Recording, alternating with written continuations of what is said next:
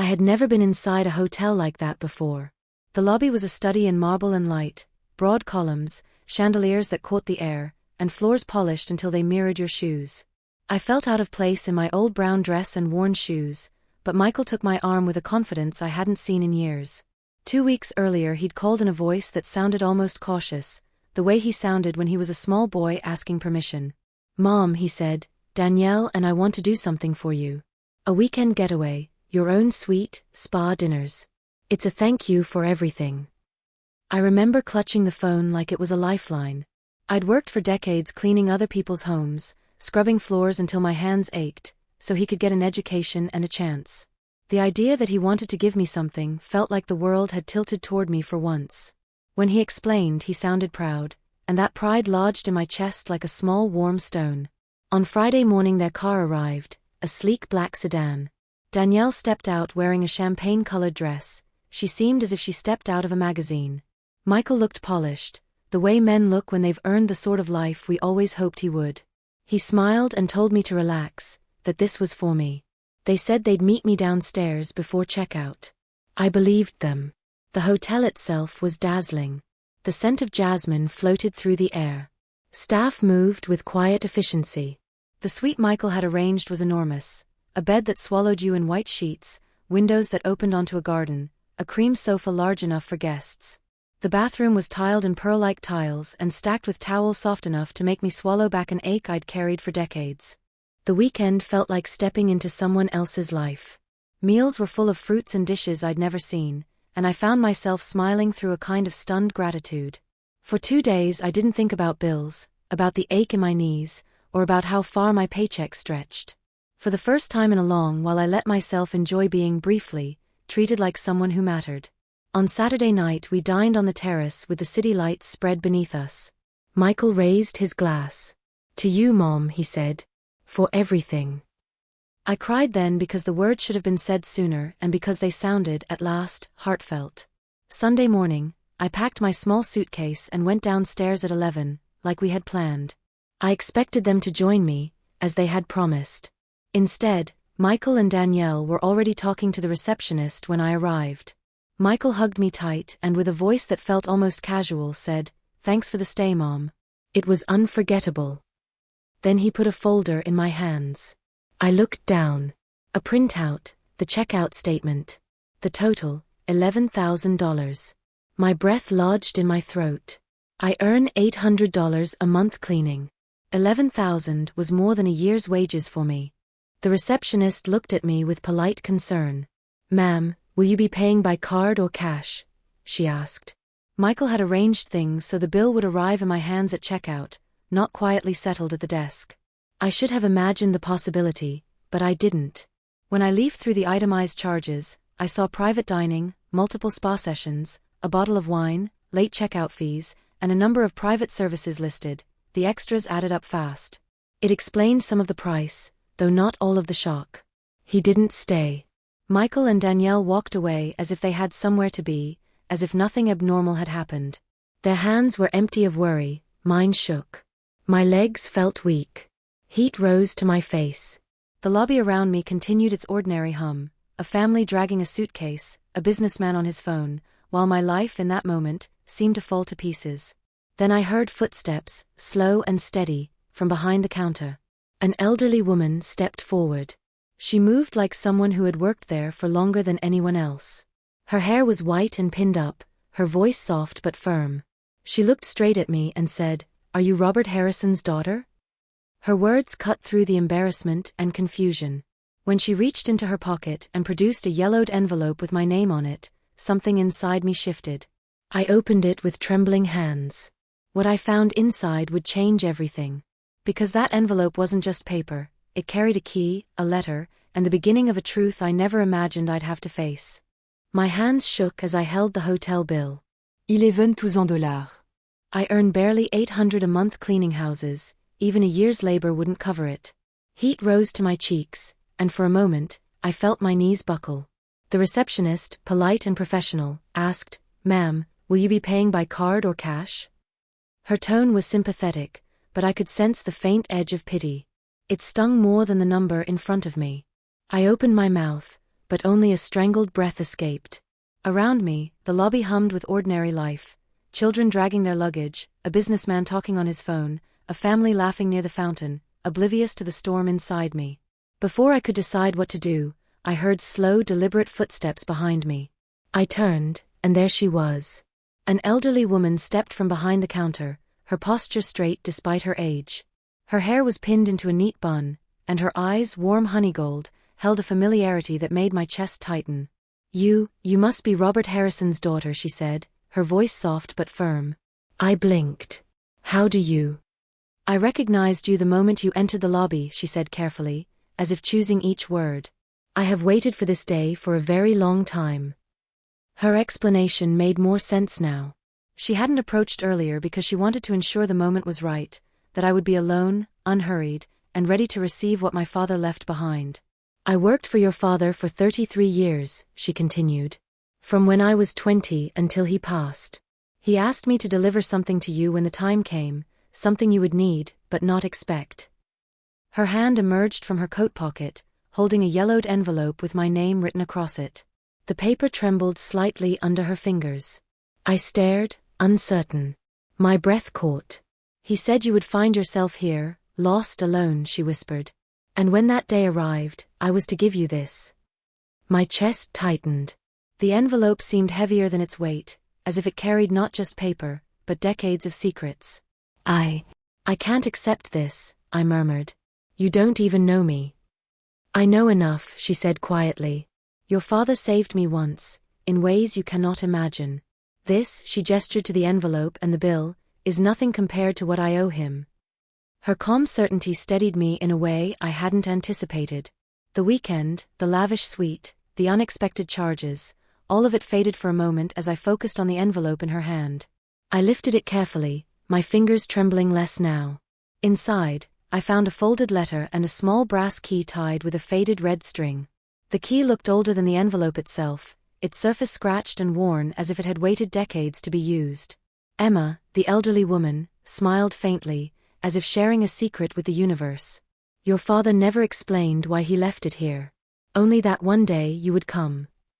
I took a deep breath. Why here? Why this hotel? Emma's lips pressed together. "He knew you'd be here eventually. He always trusted that you would come, even if you didn't know why. That's why he left it with me." Her calmness contrasted sharply with the whirlwind of emotions in me. Anger, confusion, awe, and curiosity collided. I wondered how my son Michael could ever show less compassion, less awareness of what I had endured, than this stranger who had never been part of my family.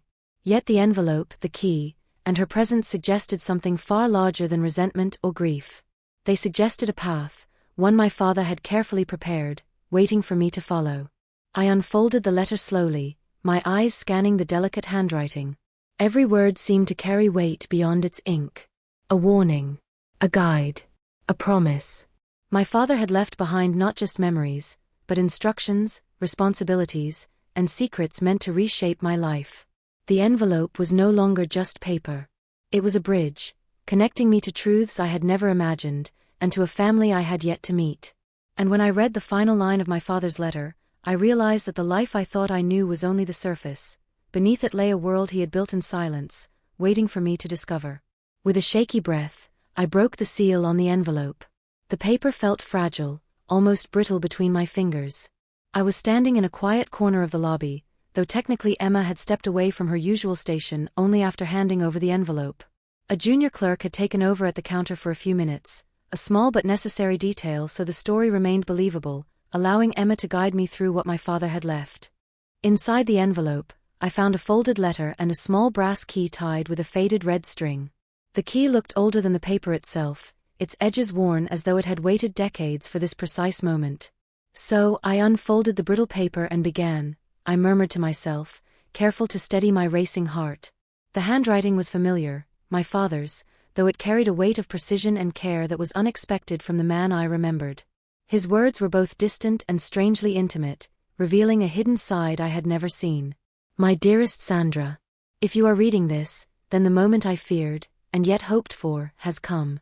I was not the father you deserved. I know this, better than anyone. I failed you in ways I cannot explain, but I hope what I leave behind may guide you toward the life I could never give you. I paused, staring down at the flowing words. My father, always distant, had taken great care to prepare something elaborate, even decades ahead. The meticulous planning explained the seeming improbability of the letter reaching me exactly when and where it did. Emma remained beside me, though now at a discreet distance. She did not sit directly with me. Instead, she leaned against the railing near the lobby alcove, quietly observing, ready to intervene if needed. Her presence felt reassuring, almost maternal, as she watched over the moment I discovered the truth. The letter continued. There are things you do not know about me. I kept them hidden, hoping to protect you, though in doing so, I may have hurt you more than intended. You are not alone, Sandra. There is someone else, whose life is intertwined with yours, and whose story must be revealed when the time comes. My stomach knotted. Another child? A hidden sibling? The words were deliberate, carefully chosen, leaving no doubt that my father had planned this revelation long in advance. The key was more than a key, it was a guide, a bridge to a part of my family I had never imagined. Who could he mean? I whispered. My voice cracked slightly. I glanced at Emma, who nodded just enough to suggest she knew the answer, without giving it away. The letter continued, giving instructions that tied directly to room 917, a place I hadn't known existed. When you are ready, use the key. It unlocks what I left behind for you and the other child. Go to room 917. Everything will begin there, and your journey toward understanding will unfold. The phrasing was deliberate. My father had known, or at least strongly believed, that I would come here, likely because of the hotel's significance in our lives. Perhaps he had anticipated my habits, my curiosity, or the inevitability of my searching for meaning after so many years of absence. It was a calculated move, not prophecy. I held the key and letter close, feeling a mixture of apprehension and determination. Every element, the careful planning, the locked room, the hidden sibling, now made sense within the framework of his strategy. He had created a system to ensure I discovered everything at the right time, in the right order. Emma's voice, soft but firm, broke through my thoughts. Sandra, your father left this carefully. We must follow the instructions exactly. There is much to see, and much to understand. You are ready. I nodded, swallowing hard. My pulse steadied as I prepared to step into the unknown. The hotel lobby, once just a space of ordinary life, had transformed into a threshold. Beyond room 917 lay answers, revelations, and a part of my family I had yet to meet. The envelope no longer felt like fragile paper. It was a map, a key, and a message from a man whose love had been hidden but enduring. And when I finally took my first steps toward room 917, I understood that this was not just a door to a room, it was the threshold to a life I had never known, and a sister who had been waiting for me all along. I gripped the brass key tightly, my fingers brushing over the worn edges. Room 917. The number felt both ordinary and impossibly significant. The elevator ride seemed longer than it was, each passing floor intensifying the knot of anxiety in my stomach. When the elevator chimed, and the doors slid open to the 9th floor, I hesitated. Emma, my companion, had left her desk for this escort with permission from the manager. A junior staff member covered her usual station, allowing her to accompany me without suspicion. The hallway stretched ahead, dimly lit by soft sconces. I noticed its patterned carpet, the faint hum of the air conditioning, and the stillness that seemed to hang heavier than usual. Emma stayed a step behind, her eyes scanning for anything unusual, and I felt both reassured and unnerved by her presence. At the far end, a shadow moved. Lily. She wasn't simply standing there by chance. She had been informed by Emma to wait discreetly after learning of my arrival, in a way coordinated by the manager to maintain privacy. My heart skipped a beat. The woman in the shadows looked vaguely familiar, but the realization took hold slowly. She stepped forward, hesitating. Her hair was tied back in a simple bun, her uniform crisp yet slightly worn, suggesting she spent long hours in the hotel's back quarters.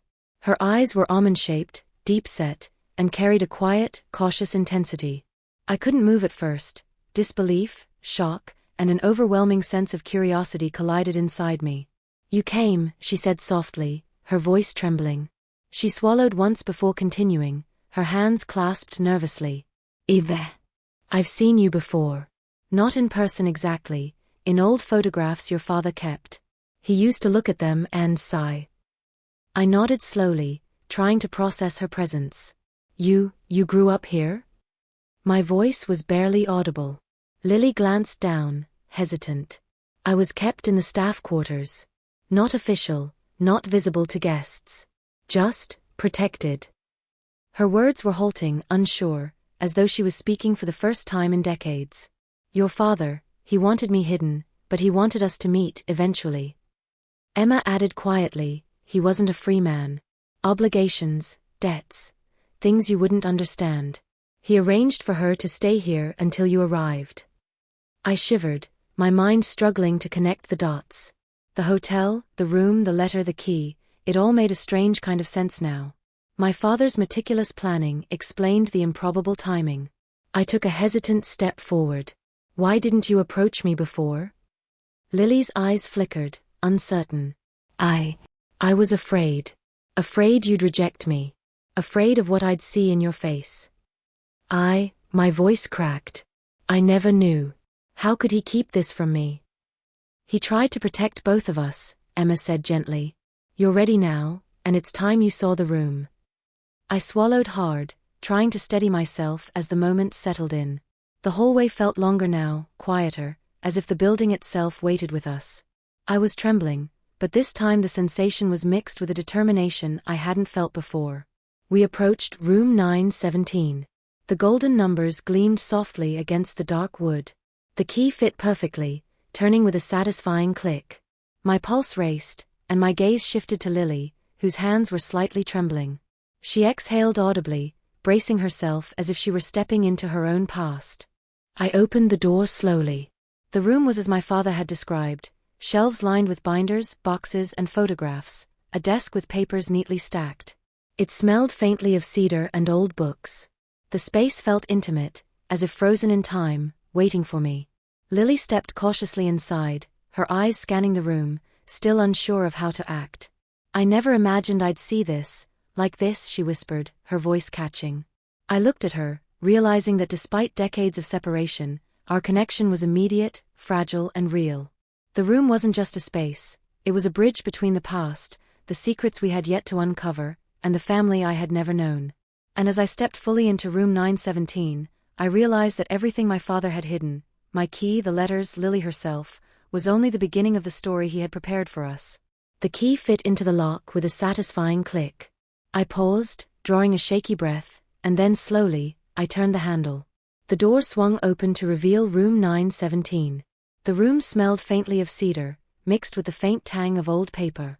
Light came on automatically, thanks to a discreet sensor the hotel staff had installed years ago. My eyes scanned the space, shelves lined with binders, neatly stacked boxes, and photographs framed in dark wood.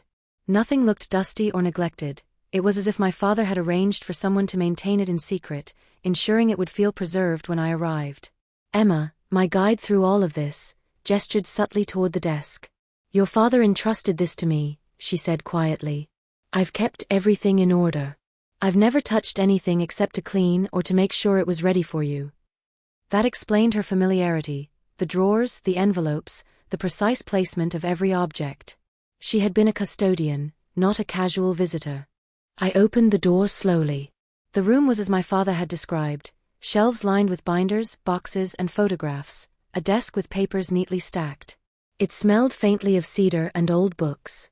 The space felt intimate, as if frozen in time, waiting for me. Lily stepped cautiously inside, her eyes scanning the room, still unsure of how to act.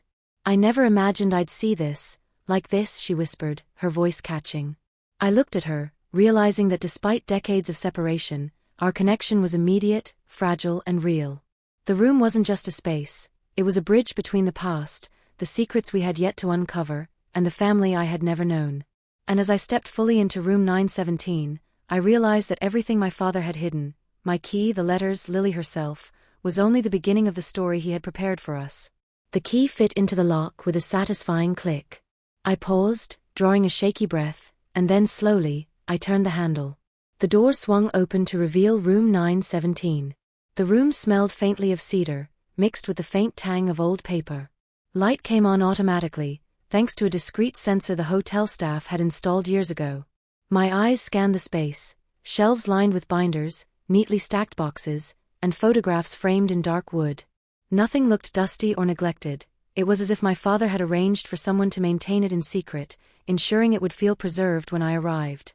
Emma, my guide through all of this, gestured subtly toward the desk. "Your father entrusted this to me," she said quietly. "I've kept everything in order. I've never touched anything except to clean or to make sure it was ready for you." That explained her familiarity, the drawers, the envelopes, the precise placement of every object. She had been a custodian, not a casual visitor. I turned to look at the wardrobe. A slight creak made me jump. Before Emma could stop me, I pulled the doors wide. Inside, a small recorder had fallen from a shelf, likely nudged by the vibration of the elevator or a poorly stacked box. Its tiny screen glowed, one new message. I hesitated, then pressed play. The voice that came through made my blood run cold, but I steadied myself, a strange mix of anger and numbness flooding through me. Emma tensed beside me, and Lily gripped my arm, her eyes wide. Everything my father had preserved, every hidden message and photograph, suddenly became urgent. The room was more than a memory. It was a test, a challenge, and a revelation, all carefully orchestrated. I took a deep breath, forcing myself to feel each emotion without being overwhelmed: confusion, shock, disbelief, and a flicker of determination. I wasn't going to run from this moment. I had waited decades for it without knowing it. And now, everything hinged on what I would do next. When I pressed play, I realized the message was not just from the past. It was from someone who had been quietly observing every step I took, and whose intentions would change everything I thought I knew. My finger hovered over the play button, trembling so badly that I could barely steady the recorder. Lily's hand hovered over mine, her fingers pale and tense. Emma's eyes darted around the room, alert and wary, every muscle coiled as though expecting trouble. I pressed play. A crackle of static, then a voice, familiar, sharp, and controlling. "Mom," the recording began, "if you found this, it means things are moving as planned." I froze. The voice was unmistakably Michael's. My stomach twisted, a mix of shock and disbelief. Lily pressed closer to me, whispering, That's him." Her voice shook, her earlier composure gone. The recording continued. "I didn't want to confront you directly. You were supposed to leave after the weekend. But you didn't. So here we are." I felt my knees weaken. He knew I had the key. But how? Emma glanced at me and whispered, "He must have observed from a distance, or overheard details he shouldn't have. Your father didn't trust him, but he wasn't careless either." Michael's voice faltered slightly, a hint of impatience slipping through. "You should have told me everything sooner. I had to make my own moves to secure what Dad left behind. And now, you've interfered." I clenched my fists. I had sacrificed so much for him. Years of work, worry, and devotion. And this was the gratitude I received? Emma stepped closer, scanning the room carefully. "He's clever, but we can handle this. Stay calm. Focus." The message continued. "If you find this, leave the key on the desk. Nothing in that room is for you. Dad's instructions were clear. Don't make this harder than it already is." The recording ended with a soft click. My ears rang in the ensuing silence. I felt a numbness spread through my body, my mind spinning to process the betrayal. Lily's hand squeezed mine, trembling. He's been planning this? All of it?" "Yes," I whispered, voice tight.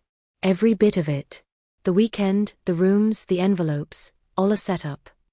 Emma, usually so calm, finally exhaled audibly. "Your father left protections in place, Sandra. He anticipated his son might act irrationally, and the letters, the key, the envelopes, they were all part of a plan. We can manage this, but you must stay focused." I swallowed hard, trying to feel something other than shock and anger, determination, maybe. I looked around the room, noticing every object for the first time with new clarity: binders, the desk, the music box. Each piece a calculated measure left by my father, each a clue to untangle the mess Michael had tried to create. Then, faintly, I heard footsteps outside the room. "Someone's coming," Lily whispered, her voice barely audible, panicked. She moved instinctively toward the corner, eyes wide. Emma's hand rested lightly on my shoulder. "We're prepared. Whoever it is, we'll face them." My pulse raced. Michael? Another threat? Someone I had trusted all my life? The possibilities twisted inside me. I pressed the recorder into my pocket, hands shaking in a new kind of urgency. I felt a flicker of anger, a flash of cold resolve. No longer would I be manipulated or underestimated. I glanced at Lily, who nodded slightly, her face pale but resolute. "Whatever comes, we handle it together," she said, her voice firm despite her fear. I drew a deep breath, trying to steady my spinning thoughts. Every corner of the room, every object, was now charged with urgency, history, and consequence. The weekend, the letters, the key, everything had led to this. A slow, deliberate knock sounded on the door. Not multiple, hurried footsteps, but a single, weighty tap. I swallowed, heart hammering, trying to reconcile fear, anger, and disbelief. Emma and Lily flinched beside me. The key in my hand felt heavier than ever. And when the door finally swung open, it wasn't Michael who stepped inside. It was someone else entirely, someone whose arrival would change everything I thought I knew about my family and my father's secrets. The door to room 917 swung open with a soft, deliberate push. My pulse hammered painfully, and I whispered, "Who are you?" A tall man in a dark suit stepped into the room, his expression calm but alert. He held up a badge. "I'm Director Cole, Special Administrator for the Harrison Estate." I blinked, disbelief rooting me to the spot. How did you know I'd be here?" Cole's lips pressed into a thin line. "Your father anticipated this moment. He left instructions for me to oversee the estate's transition when either of his daughters accessed room 917. I've been monitoring its preservation and your arrival. The room is sealed, but your entry triggers the next stage of his plan." Lily and Emma exchanged glances, absorbing the weight of this revelation. Cole continued, his tone steady but careful. "Your father's estate includes significant holdings in the hotel and other assets. Both of you, Sandra and Lily, are the designated heirs. Michael is legally excluded from inheritance. He cannot claim anything, regardless of his attempts." Shock and disbelief swirled inside me. My son, the child I had sacrificed so much for, had tried to manipulate me, but legally he had no power. I felt a strange combination of grief, anger, and relief. Cole gestured toward a locked cabinet in the corner. "Inside are the remaining documents and assets. I've kept them secure until you arrived. Your father's instructions were specific. Both daughters receive equal shares, and all legacy materials must be shared." I hesitated, processing the magnitude of what I was seeing. My father hadn't just left letters, he had built a legacy, intentionally including both of his daughters. And he had orchestrated every step, even anticipating potential interference from Michael. Lily stepped forward, trembling. Her voice caught as she whispered, I never imagined this, all these years, hidden in plain sight." Her eyes darted around the room, taking in photographs, binders, and envelopes that had once seemed so mysterious. Her hands shook, but a tentative smile broke through her shock. I took a deep breath, my mind racing through decades of grief, confusion, and now, tentative hope. It's a lot to take in," I admitted, feeling numbness and disbelief in equal measure. "I don't even know where to start." Cole nodded. "Start wherever you need. Your father entrusted this to you both because he believed you would understand the responsibility and the truth." Slowly, Lily picked up a silver pendant from the cabinet. I picked up mine as well. Together, the word felt strange, new, but somehow right. Our halves became whole. This is real," Lily murmured, her voice fragile, mixing awe, disbelief, and a dawning sense of connection. I swallowed, trying to steady my shaking hands. We'll figure this out together," I said softly, my voice catching in the back of my throat. The word together felt heavier than ever before, carrying decades of lost time, unspoken sorrow, and now the fragile start of family. Cole's expression softened slightly, revealing a hint of relief. "Everything your father wanted you to have is here. It is up to you both to decide how to carry it forward." I glanced at the room one last time. The music box, the letters, the photographs, each item a reminder of the father I had thought I knew, yet never fully understood. Lily reached for my hand, and I squeezed hers gently, feeling the connection between us for the first time in decades.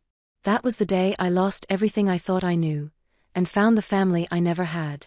The room remained quiet, but the weight of secrets, reconciliations, and new beginnings filled the space. For the first time, I felt both the power and the peace of discovery, and knew our story was just beginning.